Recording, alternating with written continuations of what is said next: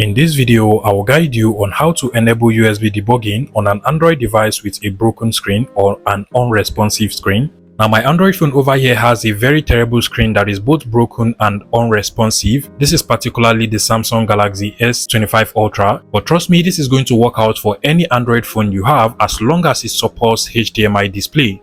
And if yours does not support HDMI display, you do not have to worry. I'm going to give you some workarounds that would help for your Android device as well. First thing you need to get is a USB-C to a HDMI adapter like this one over here. Now, if your phone has a USB-C, then it should be a USB-C to HDMI adapter. And if your phone is a micro USB, just make sure it is a micro USB to a HDMI adapter. You can literally use any adapter as long as it supports a USB-C or a micro USB to a HDMI over here. And then you also need your TV or a monitor.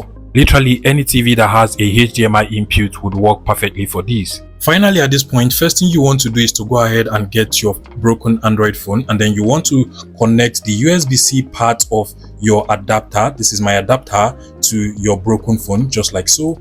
And then proceed to connect a HDMI cable to the HDMI port on your adapter. This is the HDMI port on my adapter, and I also do have a HDMI to HDMI cable over here.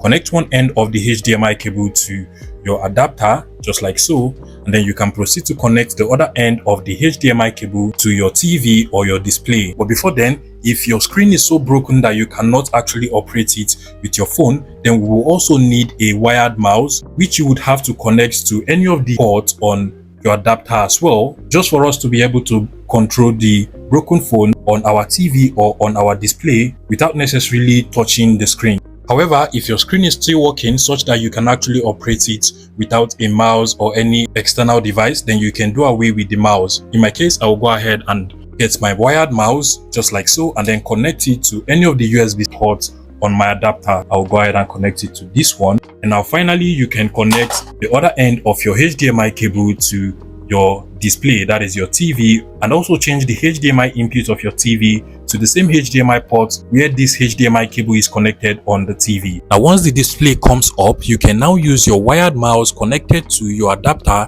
to navigate through your Android phone on your TV. So with my wired mouse, you can see that it works absolutely well, and you can go ahead and just enter your password, your PIN, or your pattern. Once you do that, you want to go over to the settings on your Android phone. You want to scroll all the way down until you get to the About Phone option. You can either find it at the bottom or at the top, depending on the type of Android phone you have. In my case, it is literally at the bottom over here. I'll go ahead and select it, and then over here you should be able to find the build number or Android OS build. If you cannot find it, for Samsung phones you would have to go over to software information, and you're going to find the build number over here. Now continue to tap on the build number or select it until you're turned into a developer. If you're required to enter your password, go ahead and enter your password, PIN, or pattern. And once you do that, you can now go back to the main settings page, and at the bottom again you're going to find the developer options just over here.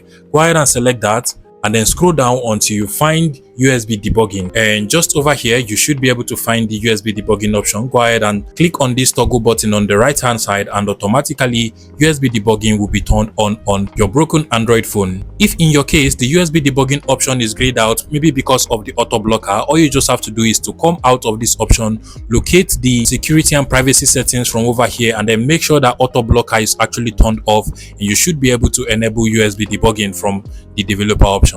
Finally, if you're one of those that your Android phone does not support HDMI display to your monitor or your TV, another solution that might also work out for you is to get a specific type of HDMI adapter with the DisplayLink label. Adapters with the DisplayLink labels usually cost more. However, even if your Android device does not support HDMI display to your TV, it is still going to work out perfectly fine for you. And I hope this tutorial was helpful, guys. Please let me know in the comment section and subscribe to this YouTube channel.